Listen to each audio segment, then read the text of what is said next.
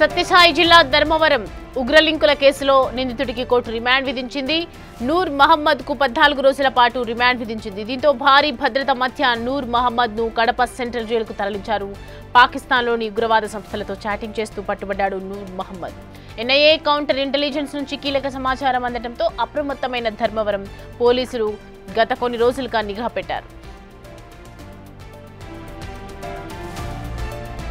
ఉగ్రవాది నూర్ మహమ్మద్ కేసులో సంచలన విషయాలు బయటపడుతున్నాయి. సుమారు 37 వాట్సాప్ గ్రూపుల్లో నూర్ మహమ్మద్ సభ్యుడిగా ఉన్నారు. ఈ గ్రూపుల్లో కీలకమైన ఆల్ ఖాయిదా, లష్కర్-ఏ తోయిబా, ఇండియన్ ముజాహిద్దీన్, జైష్-ఈ మహమ్మద్ వీడియోలు గుర్తించారు.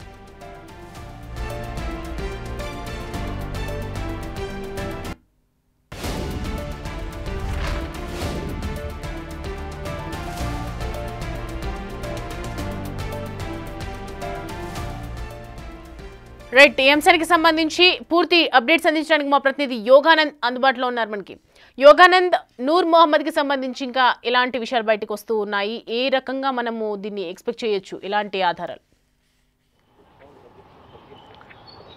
ధర్మవరంలో ఉగ్రవాది నూర్ మహమ్మద్ అయితే కేసులో నిన్న రిమాండ్ విధించారు కదిరి జడ్జి. సుమారు 14 రోజుల పాటు రిమాండ్ విధించి కడప కోర్టు కూడా అయితే భద్రతా కారణాల దృష్ట్యా, శాంతి భద్రతల దృష్ట్యా కూడా ఆయన కడప సెంట్రల్ జైలుకు తరలించారు. ఆ తర్వాత భారీ భద్రత నడుమ రాత్రి కూడా సెంట్రల్ జైలుకు తరలించిన ప్రక్రియ పూర్తయింది. అయితే ఆ పూర్తి ఇంటరాగేషన్ లో సంచలన విషయాలు కూడా వెలుగుకి వచ్చినట్టు కూడా మనకు తెలుస్తుంది. ముఖ్యంగా సుమారు 37 గ్రూపుల్లో సభ్యుడిగా ఉన్నట్టు కూడా మనకు తెలుస్తుంది. సుమారు 9 సంవత్సరాలతో ఆయన టైప్ అయినట్లు కూడా 9 సంవత్సరాలు సభ్యుడిగా ఉన్నట్టు కూడా మనకి సమాచారం అవుతుంది. ముఖ్యంగా ఏదైతే ప్రస్తుతం ఉన్న ఇండియన్ ముజాహిద్దీన్ కానీ, లష్కర్-ఏ తోయిబా, బిన్ లాడెన్ సంబంధించిన సాహిత్యము, అలాగే అల్ ఖైదా సాహిత్యము, అలాగే జైష్-ఏ మహమ్మద్, లష్కర్-ఏ తోయిబా ఇలాగా ప్రముఖ సంస్థలతో కూడా కాంటాక్ట్ లో ఉన్నట్టు, ఆ సంబంధించిన వ్యక్తులతో కూడా వీడియో కాల్స్ కానీ, ఆడియో కాల్స్ కానీ, ఇంటర్నెట్ కాల్స్ కూడా మాట్లాడుతూ కూడా దీంతో మాట్లాడుతూ తెలుస్తుంది. ఇవన్నీ కూడా పూర్తి చూస్తూ ఉంటే పెద్ద ప్లానింగ్ వేసినట్టు కూడా మాకు తెలుస్తుంది. ముఖ్యంగా ఇక్కడ ధర్మవరంలో ఉన్న కొంతమంది యువతని మేనేజ్ చేస్తూ కూడా బ్రెయిన్ వాష్ చేసే పనికి కూడా అప్పచెప్పినట్టు కూడా వార్తలు అవుతూ ఉన్నాయి. ఇటీవల ఆయన కొత్త ఇల్లు కూడా నిర్మించుకుంటాడు. ఆ కొత్త ఇంటికి సంబంధించి ఆర్థిక లావాదేవీలు ఎక్కడి నుంచి వచ్చాయి, ఫైనాన్స్ ఎక్కడి నుంచి వచ్చింది అన్నది కూడా పోలీసులు కూపీలు అవుతున్నారు. అయితే దినకూలీ పనిచేసుకునే వ్యక్తికి సుమారుగా 30 నుంచి 40 లక్షలతో ఇల్లు కట్టుకోవడానికి డబ్బులు ఎక్కడి నుంచి వచ్చాయి, ఏమైనా వేరే సోర్స్ ఏమైనా ఉందా అన్నది కూడా పోలీసులు దర్యాప్తు చేస్తూ ఉన్నారు. ముఖ్యంగా ఏదైతే ప్రస్తుతం నూర్ మహమ్మద్ కొన్ని అంశాలు కూడా వెల్లడించే తెలుస్తుంది.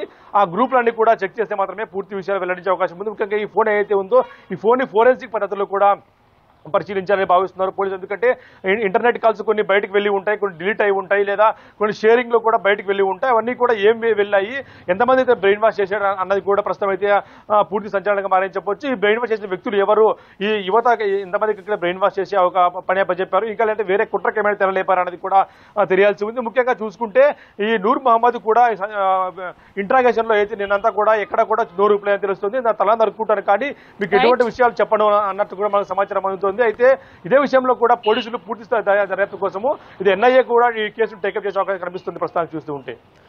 Right Yoganand, thanks for the updates. మొత్తానికి ధర్మవరంలో ఒకవైపు చూస్తున్నటువంటి నేపథ్యంలో మహమ్మద్ కి సంబంధించి ఇంకా ఉగ్రలింకుల కేసులో ఎంతో మంది కూడా హస్తం ఉన్నట్లుగా అర్థమవుతోంది. ఇంకా పోలీసుల పర్యవేక్షణలోనే ఉన్నారు. ఒకవైపు ఇన్వెస్టిగేషన్ కూడా స్టార్ట్ చేస్తున్నారు. దీనికి సంబంధించి ఇంకా వివరాలు బయటకు వచ్చే అవకాశాలు ఎక్కువగా కనిపిస్తున్నాయి.